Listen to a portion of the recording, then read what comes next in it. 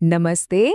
अगर आप बिहार से हैं और आपको कभी जाति, आय या निवास प्रमाण पत्र बनवाने की जरूरत पड़ी है, तो आपके लिए एक बहुत बहुत जरूरी अपडेट है। जो आरटीपीएस पोर्टल है ना, उस पर नियम बदल गए हैं और ये बदलाव हर किसी पर असर डालेगा। चलिए समझते हैं कि आखिर नया क्या है।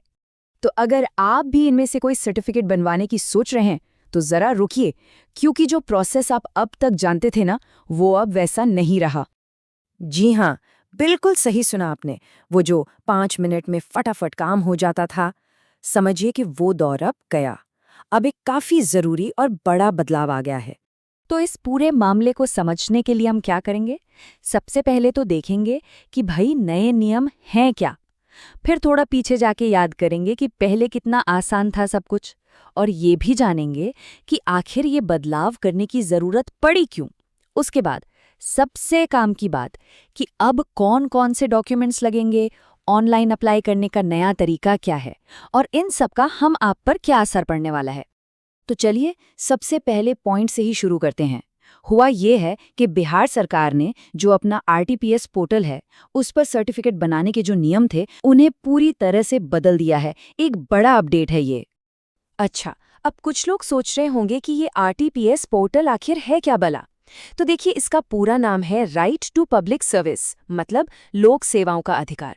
ये बेसिकली सरकार का एक ऑनलाइन दरवाजा है जहां से लोगों को जाति, आय, निवास जैसे जरूरी सर्टिफिकेट्स और दूसरी सर्विसेज एक तय समय में मिल जाती हैं। चलिए अब थोड़ा फ्लैशबैक में चलते हैं।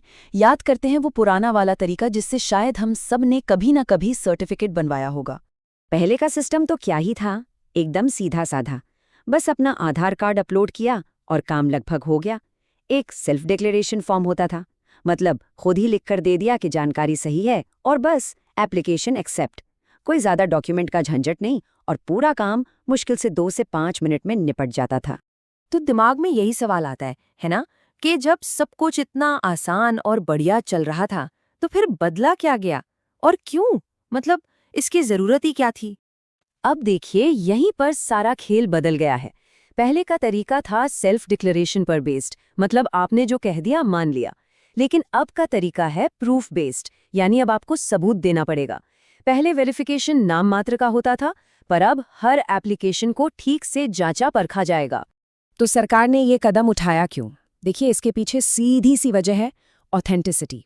मतलब सरकार ये पक्का करना चाहती है कि जो भी सर्टिफिकेट बने वो एकदम असली हो, सही हो, पूरी प्रोसेस में ट्रांसपेरेंसी आए और कोई भी गलत या जाली सर्टिफिकेट न बनवा सके।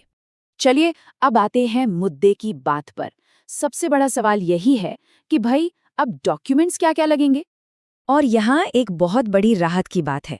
जो लंबी चौड़ी लिस्ट आप देखेंगे ना, उसे देखकर घबराना बिल्कुल नहीं है, क्योंकि सरकार ने साफ साफ कहा है कि पूरी लिस्ट में से आपको सिर्फ और सिर्फ कोई भी एक डॉक्यूमेंट चुनकर अपलोड करना है। जैसे अगर आपको कास्ट सर्टिफिकेट बनवाना है तो आप खतियान दे सकते हैं, कोई दान पत्र है तो वो दे सकते हैं, या जमीन से जुड़ा कोई भी डॉक्यूमेंट चलेगा। और हाँ, एक बहुत ही बढ़िया ऑप्शन ये भी है कि अगर मान लीजिए किसी के पास इनमें से कुछ भी नहीं है, तो वो फील्ड वेरिफिकेशन के लिए रिक्वेस्ट डाल सकते हैं। मतलब अधिकारी खुद आकर जांच कर लेंगे। अब बात करें इनकम सर्टिफिकेट की, तो इसके लिए आप अपनी सैलरी स्लिप लगा सकते हैं या पेंशन स्लिप।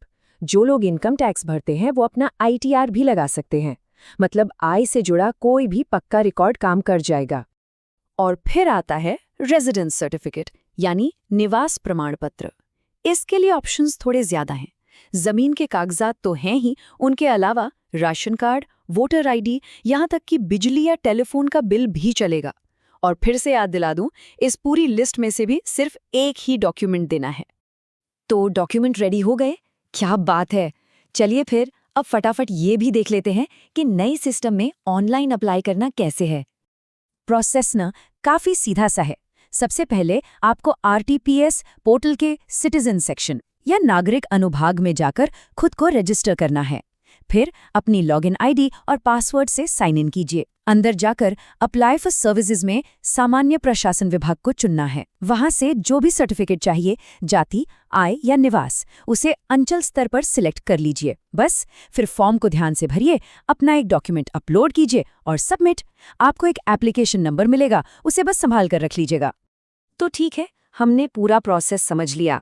पर इन सब बदलावों का निचोड़ क्या है? मतलब एक आम इंसान के लिए इसका क्या मतलब निकलता है? मोटा मोटा समझे तो हाँ, प्रोसेस अब पहले से थोड़ा सख्त हो गया है, इसमें कोई शक नहीं, लेकिन ये ज्यादा ट्रांसपेरेंट भी हुआ है। अब बस अप्लाई करने से पहले ये पक्का कर लेना है कि आपके पास कम से कम एक वैलिड प्रूफ वाला डॉक्यूमेंट रेडी हो। और इसका फायदा ये है कि जो सर्टिफिकेट मिलेगा वो ज्यादा पक्का और वेरीफाइड होगा। और हाँ, टाइम लगभग उतना ही लगेगा, करीब 7 से 10 दिन। तो ये है वो नए नियम जो अब लागू हो चुके हैं। पर अब सोचने वाली बात यह है कि क्या ये नया प्रूफ बेस्ड सिस्टम सच में इस पूरे प्रोसेस को पहले से बेहतर, ज्यादा भरोसेमंद और सबके लिए फेयर बना पाएगा? ये एक बड़ा सवाल है।